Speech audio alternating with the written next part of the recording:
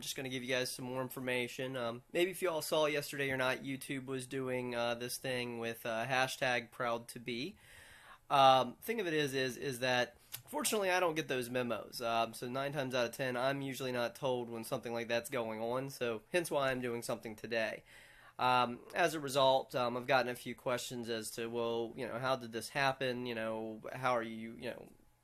It's interesting. And I'm gonna be frank with y'all. It's not something that you choose. It's something that you're born with. And this was something I was born with, and something that I harbored for quite a long time. You have to understand that I came from a pretty abusive background.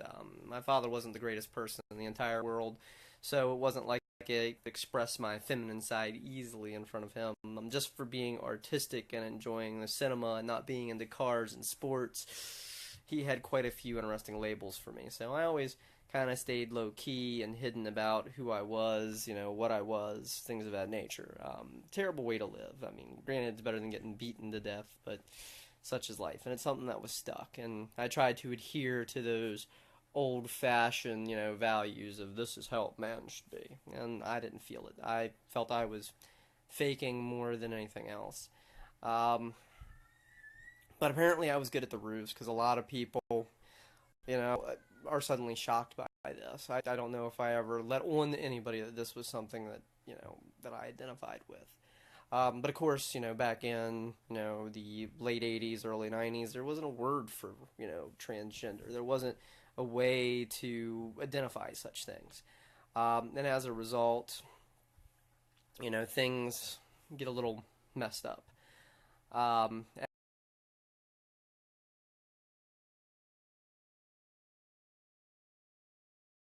I more or less kind of, stayed low key about who I was and what I want out of life. And, that's not the right way to live.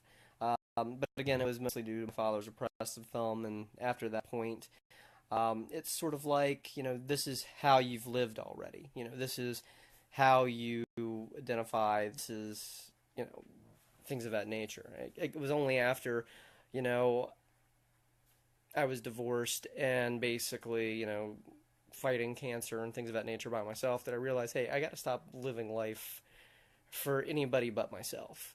And that's when I've decided to come out full time. Previously, I know a lot of people knew that I did, the Princess of Darkness stuff prior, or, I participated in pinup contests and things of that nature. And a lot of people thought it was a joke. For me, it really wasn't. And, it's weird because I've lost a lot of friends, because of everything. And I kind of feel bad about it, but in the end of the day, were they really friends? But there's some people that I do miss sincerely talking to, and I don't know if it's because I, came out that they left, or that basically all the interesting stuff that came to pass because of my divorce and relationships therein. Kind of hope not. There's some people that I do truly, honestly miss, but my philosophy of it is if they can't stand through with you through the hardest times, they weren't really friends to begin with. And that was something I wanted to kind of address with a lot of people today, is that it's not an easy transition. People are going to walk out of your life. You can't stop that. If you're lucky, sometimes they'll walk back in. But the kicker of it is that it comes with process, especially if it's not something that you're out and open with from the beginning. And I think that's one of my biggest regrets. I kind of wish that I could have identified much sooner. I could have, came out much sooner than what I did. But again, abusive fucking pain in the ass father. Couldn't exactly do it. I mean, hell, my brother, he's very artistic. He loves to do artwork, and he was constantly, ridiculed, called faggot, called all kinds of things by our own father. And I assure you, my brother's anything but that. But the kicker of it is, at the end of the day, you got to be you. You got to be proud of who you are. I am proud of who I am. I mean, it's taken me years to get to this point. It's taken me, facing my own death and watching my quote-unquote faux life fall apart before I realized who I really am. That's kind of sad. But at the end of the day, it makes you who you are. It defines you. and I regret nothing. I do miss a lot of people that have walked out of my life. I wish a few more would have stayed.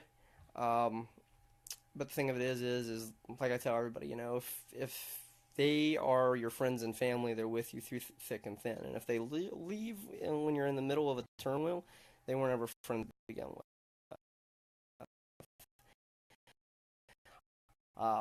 So something to consider.